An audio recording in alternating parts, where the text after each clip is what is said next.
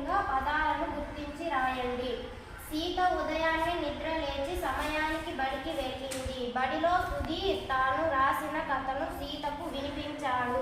ఆ కథలో కుందేలు చెట్టు తొర్రలో తన పిల్లలతో ఆడుకునే సన్నివేశంతో పాటు కుందేలు ముంగీసతో స్నేహం చేయడం కూడా బాగా నచ్చింది.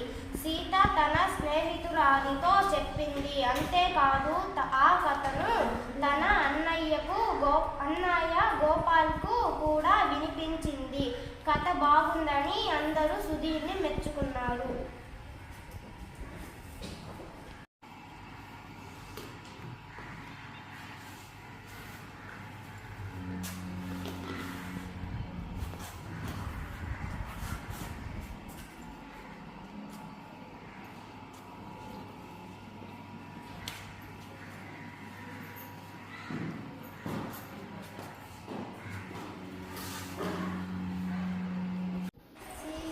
స్త్రీలింగం.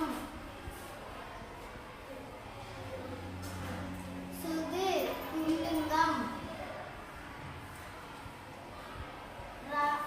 వినిపించాడు పుల్లింగం.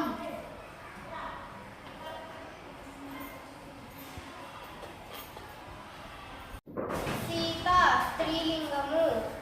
వెళ్ళింది స్త్రీలింగము. సుధీర్ పుల్లింగము. సీతకు స్త్రీలింగము. వినిపించాడు పుంలింగము. కుందేలు నపుంసకలింగము. చెట్టు నపుంసకలింగము.